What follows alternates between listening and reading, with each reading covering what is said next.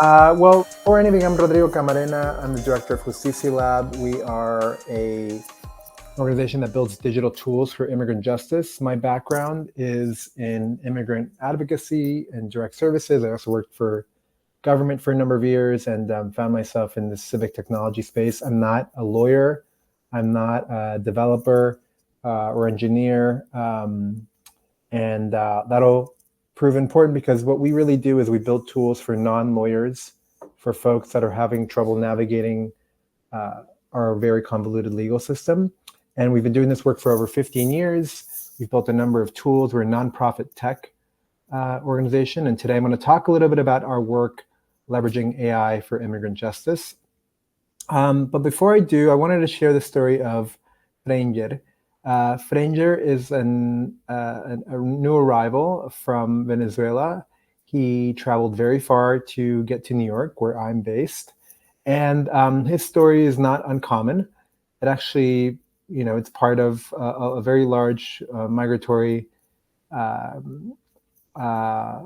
a journey that a lot of folks are taking right now. And I know we're all seeing the press about the arrival of migrants and how this issue is being politicized. But I like to always say that the actual numbers that are arriving are but a fraction of the total number of people that came here in the early 20th century. The total actually that have come to New York City in the last year was what used to come to New York City on a monthly basis before we had many of the restrictive immigration policies that we have now.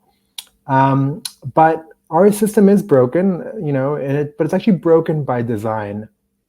You see, we've built a system that only experts can navigate. These are all the ways that you can mess up when you're arriving to this country or have your rights not be asserted when you're seeking asylum or another form of humanitarian relief. As you can see, there's a lot of moments in a journey where you can be scheduled for deportation. And so, the challenge isn't just in navigating our convoluted process. Even when you do navigate the convoluted process, there is an incredibly long backlog in the adjudication or in the court system that makes it so that even when you do have the right papers, when you do have the right representation, your case can take years to get settled, all the while you are in a country that is demanding your labor because that's why you came to begin with, or you came to escape other conditions. And you're sort of required to work in some capacity, all the while waiting for your documentation to arrive. Another sort of stat that we like to share is that for every nonprofit legal advocate or attorney, there are on average 1,400 migrants that need undocumented immigrants that need assistance. And this is a national average. The average is actually worse if you think about certain counties or municipalities where the number can go from 1 to 6,000 or 1 to 5,000. So it's just a national average. So there will never be enough lawyers. There will never really be enough lawyers, and our system will never, in its current state, right? We all want comprehensive immigration reform, will not allow for the kind of flexibility that our economy requires when it comes to welcoming new arrivals, bringing them into our society, and making sure that we are continuing to be a vibrant and diverse country and economy. And so what you're finding is that migrants are navigating our system alone, and they're doing that while carrying the stress and trauma of international migration. Folks are escaping violence, they're escaping poverty, they're escaping political persecution, religious persecution, they're escaping domestic violence, they're escaping disasters. And so all of this is happening in their heads, and they're carrying this with them while they're navigating a system that is unfamiliar to them, that is very difficult to navigate. So like I mentioned, our system has a lot of ways to sort of lead folks astray, there are really arcane court procedures, like you have to show up like 3 times or 4 times over the course of a couple of years, and it's all paper-based. A lot of the communication is English first, even though you are entitled to interpretation and translation services. Oftentimes these are low quality or not easily accessible. And you're given and provided with complicated forms, complicated legal paperwork. And so we designed Empath, a multilingual immigration assistant for asylum seekers and new arrivals, to make some of these challenges less burdensome. And let me tell you a little bit about how it works. One of those, we thought of a unique moment in the migrant experience, and that's when they first arrive to the country, and they're given by the government a letter that is called a notice to appear. This is a document that's given to folks by the US government when the government believes that they've arrived unlawfully. They're ordered to appear in court and make their claim for whatever form of immigration relief they're seeking. This notice to appear, this is what it looks like. It is English first. It's given to folks that don't speak English. It's given to folks that can't read or write. And it's given to minors. So folks under the age of 18 are given this letter and asked to comply with the instructions in it. And following the steps in this letter correctly can mean the difference between attaining status or being scheduled for deportation. So it's a highly consequential moment in a migrant's journey that allows for very little room for error, and yet is one of the main ways that is one of the main primary hurdles that folks have to navigate when they arrive to this country seeking a form of relief, like asylum, which is a lawful form of relief, or temporary protected status, or whatever they might be trying to make a case for. And so what Empath does is it helps migrants navigate each of these difficult moments in their journey. And it does so using AI in very unique ways. Let me tell you how it works. So a migrant comes across our app or tool through a QR code at a courthouse or at a shelter. They then are asked to take a picture of their notice to appear. Our system then looks at that letter, scans it.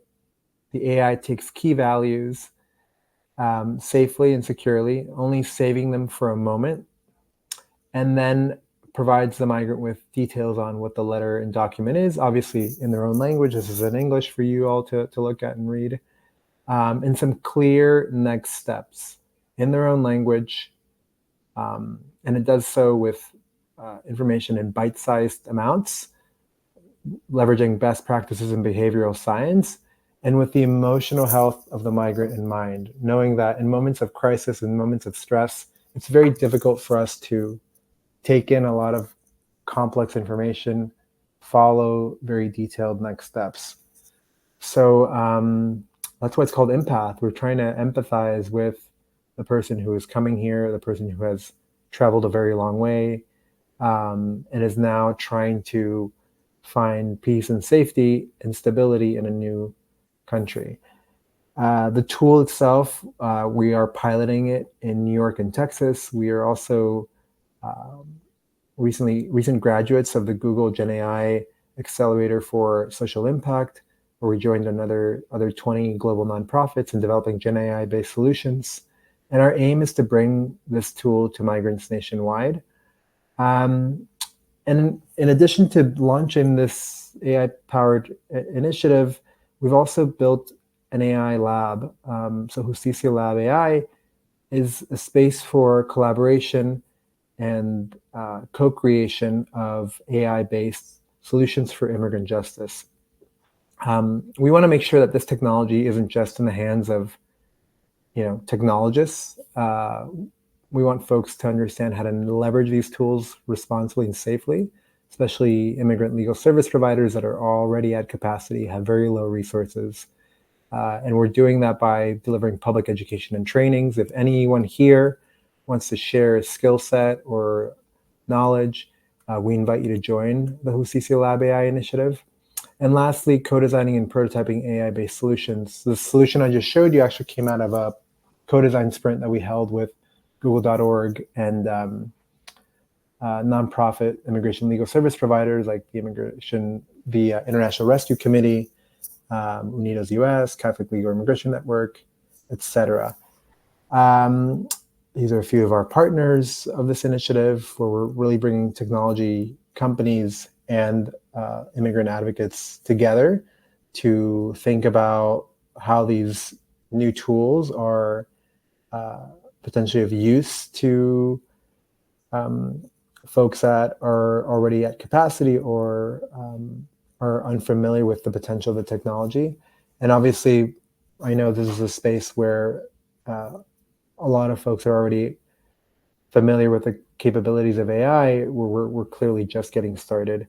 And I think a lot of this is premised on the belief that we have that we should be able to make the most advanced technological advances work for the most vulnerable among us.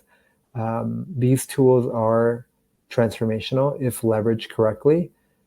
In the legal services space where I work and where a lot of us navigate institutions, AI can really make a difference between, in the case that I just shared, someone finding the critical information at the right time and seeking legal assistance or not. And so we're very excited about the potential of these tools to bridge the immigrant justice gap. We're exploring different applications of this technology across different legal letters, but also across different issue areas that immigrants are disproportionately impacted by. Our work is to help make the justice system fair for immigrant communities.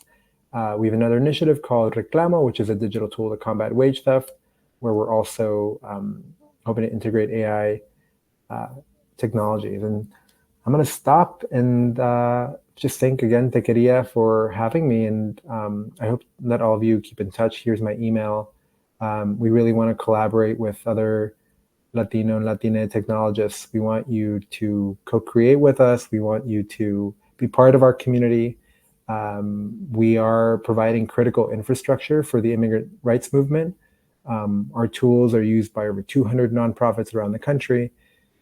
We have a community of over 11,000 immigrant advocates, and we've impacted the lives of over 500,000 immigrants and new arrivals. So please join us and be part of the work that we're doing.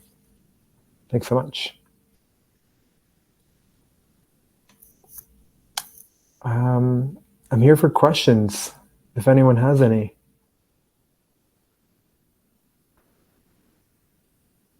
Gracias, Gerardo. Gracias, Jaime. Okay, Kim's got a question in the Q&A. Yes. So Kim asks, given how immigration is a hot political topic, have any members of Congress been made aware of the solution? If so, what are their thoughts? No members of Congress have been made aware. We often work outside of government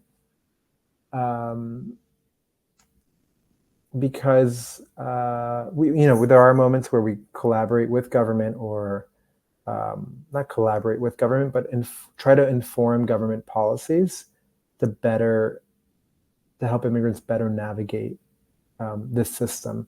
And so, the position that we take is that these systems that we're all navigating, whether it be education, healthcare,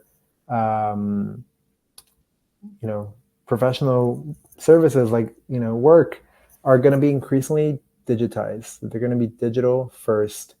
And the US government, as some of you might know, through tools like CBP1, which is an app that every person arriving to the US has a download on their phone and request entry at a point of entry.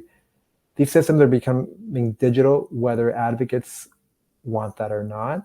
And so we want to make sure that in this increasingly digital first world, immigrants and their advocates have the tools and technologies to help them continue to make a case for their clients in an electronic context. So a quick example of what that looks like. Right now, you can submit a naturalization application on the USCIS website, the government website. That form is a PDF that you would normally fill out. We have a tool called Citizenship Works that helps you do that process. The government version does not tell you when your answers might be problematic or might risk your ability to access citizenship. Our tools do. They help advocate for you or give you information so that as you go through these processes, you position yourself for success. So a lot of this work, obviously, in the immigrant rights movement is at the border. It's obviously in shelters. It's in our communities. But a lot of it is also online, from misinformation that we're hearing to the digital processes that we're asking folks to navigate. And so we're here to be an advocate for immigrants and a partner for advocates as we go about this work together.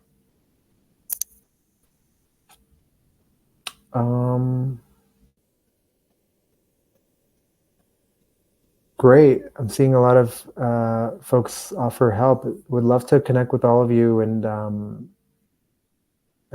stay in touch. Again, you can go to justicialab.org. I'll put it in the chat to learn more about what we do. Sign up for our newsletter. If you're in New York, message me if you want to do a co-design sprint or if you want to lend your expertise for anything that we might be working on. Please reach out. We're here to collaborate. We can't do this alone. We really need a lot of different skill sets. So don't hesitate to come out and see how we can collaborate. Any other questions? Any feedback?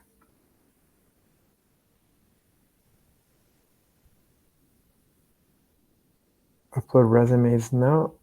Yeah, shoot me a note. Everyone who wants to collaborate, I'll put my email in the chat. I don't know if this is recommended, but I'm going to do it anyways.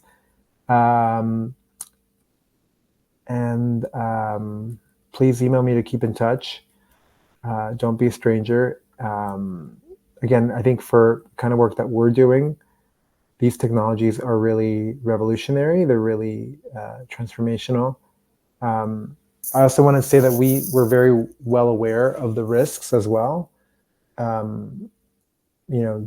Misinformation, AI-generated misinformation, deep fakes, the risk of exposing personally identifiable information. All those things are real risks that our communities need to navigate. And so I think for us, it's about understanding those risks, factoring them into our work, and working to mitigate exposure of data or misuse of this technology. So if you are interested in bringing Gen AI powered solutions to vulnerable folks, please think of us as a partner in that fight. Any other questions? Or I feel like I whizzed through my session. But for wage theft, yeah, I'd love to talk about our wage theft tool. So, wage theft is a $50 billion problem in America. It's actually one of the largest forms of theft. It's bigger than vehicular theft and burglaries and robberies combined. And when you factor in the fact that wage theft, which is whenever you're not paid a minimum wage, whenever you're not paid a benefit, overtime, or you're straight up not paid, that this is done disproportionately to low wage workers, people on minimum wage. It's done primarily to women or victims of wage theft at higher rates than men. And it's incredibly disproportionately disruptive to the lives of immigrant workers. So immigrant workers that are powering this country, and I think many of the critical industries that we rely on, from food service to agriculture to housing and care, immigrants are disproportionately impacted by wage theft. And so what we've been doing in the state of New York in partnership with worker centers is building Reclamo, which is a digital tool to combat wage theft. We actually collaborated with some volunteers from Techqueria to design the very early renderings of it. But Reclamo now is a tool that is available here in New York State. It's actually helped file over $1 million in wage theft claims. And it works to empower worker centers to file claims in the state of New York, write demand letters, and pursue employers who are cheating workers out of the money that they're rightfully owed. So this is another really exciting project that we are developing, and you can learn more about Reclamo and other initiatives on our website, where we've built a whole suite of tools to help immigrants navigate our very complicated system. Like I mentioned, Citizenship Works is it's like a TurboTax for becoming a U.S. citizen. You can find whether you're eligible for immigration relief. It's multilingual, like you would expect out of an organization that serves immigrant communities. ImmigrationLawHelp.org is used by millions of people around the country to find trusted nonprofit legal advocates.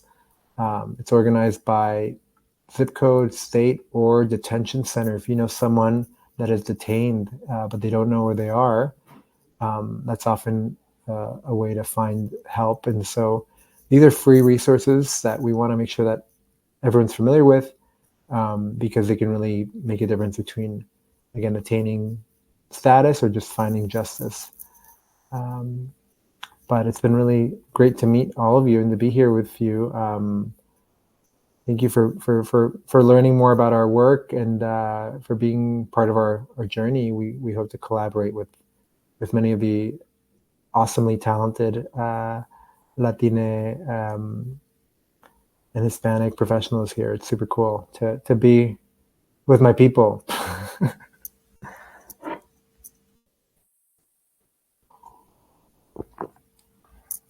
Any other questions? What tech experiences, skills are you in need for? Yeah, anything, we need UX UI designers. We don't have any on staff. We often contract that out, and it's in high demand for us. So anything from UX UI design to support with SEO, support with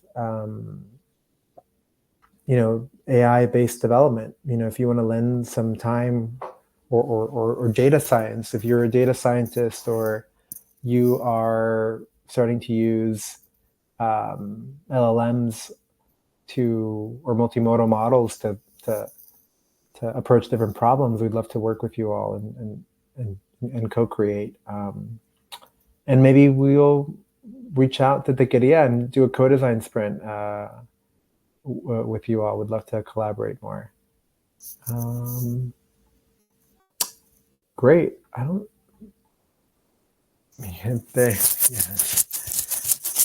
Let's do a hackathon. I would love that. Cool. So we got 30 people here. That's nice. That's good. I hope everyone enjoys the rest of their virtual conference. Scar, yeah. Fanny, hey Fanny, how are you? You can apply, Fanny. You can definitely apply to the fellowship. Please do. For sure. Everyone, if we're here for collaboration. We're here to make new friends and to find new partners. So please let us know if you want to be part of our journey. And Fanny, let's definitely collaborate. It's good to see you again. And let us know if there are issues or challenges in your communities. We know that, not every community is the same. Our superpower is bringing people together and thinking about their challenges and, trying our best to put ourselves in someone else's shoes. But we really work best when there are partners outside of our immediate spaces that are facing certain challenges. So I know there's a lot of members in the West Coast, in the Southwest, or in the South. Please get us out of New York. Help us get to your communities and learn more about the challenges there.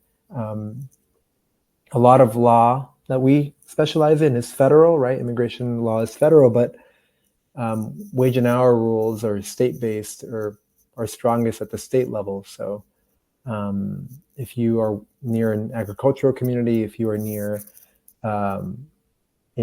meat processing plants, these are places that systematically exploit workers and steal wages and traffic humans. And so not that we can solve all those challenges overnight, but we really want to learn from the experience of immigrants around the country and from the people that live in different immigrant-rich communities. So, Kim, yeah, bring us to SoCal.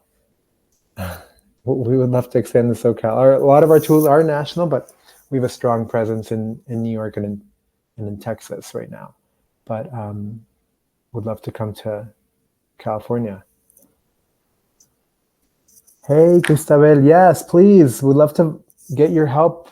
If you're interested in volunteering on a project, maybe I'll start coming up with a few, and Kim and others, or there's ways. I know I'm on the Slack where oftentimes it's a little hard to navigate, but would love to connect you all to some of the work that we're doing. And again, if you want to stay connected, I'm Rodrigo at justicialab.org. I wasn't able to share my email in the chat because I think that's forbidden, but I'll put it up on the screen again.